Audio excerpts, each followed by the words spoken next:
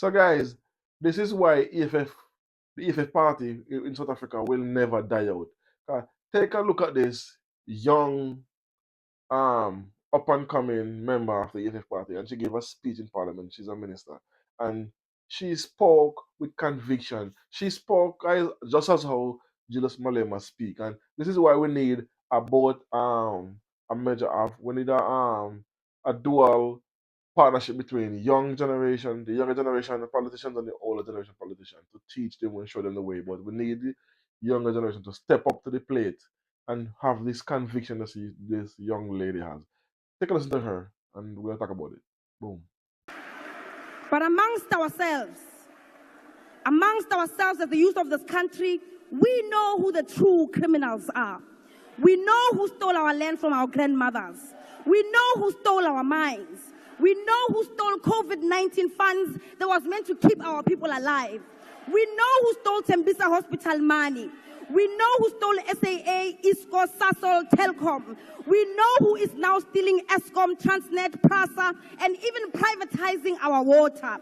All the while, you are creating an impression that these are natural disasters, despite the fact that they are orchestrated by the true criminals of the government of today, deployed by the Oppenheimers.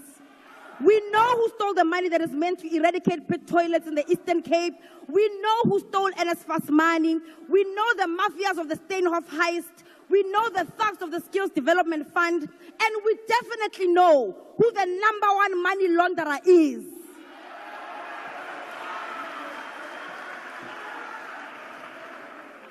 There is absolutely nothing that the establishment, masquerading as a government of national unity, can do to deter us, the youth of today, from seeking out our generational mission. The government of the ANC has not fooled all of us. It is under the ANC that we saw privatization of state-owned entities at a large scale, much higher than that of the apartheid government.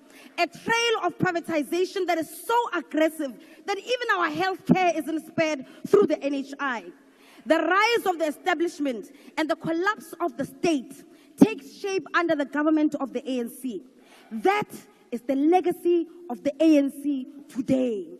The positive outcomes of all of this neoliberal facade of the government of the day is that we now rightly characterize the neoliberal agenda encompassing of all its participants who are part of the GNU coalition. We now know who the enemy of economic freedom is. Even if in the past they pretended to be a part of us and spoke like the forefathers of the emancipation movement. The battle lines have been drawn. It is the subject of the Oppenheimer, the GNU coalition versus the people of South Africa. The youth of this country will continue to chant economic freedom in our lifetime. We will continue to present bills in this house that call for expropriation of land without compensation. We will continue to call for nationalization of mines, banks, and other strategic sectors. We will push back against your corruption and hold the captains of the ruling class accountable. We will fight for the scrapping of student debt and continue to call for quality, free, and decolonized education in our lifetime. We will continue to call for free healthcare, housing, water, and sanitation. We will continue to remind you that the young people in this country deserve real jobs. Iseng mebereko ya utopa dipampiri internship is 6 months. We want industrial development, insourcing of security guards and cleaners, free pads, Mr. President, and all those rent manipulators to be arrested and to rot in jail.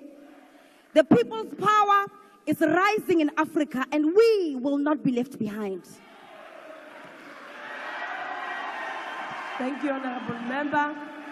So listen to that. You heard that.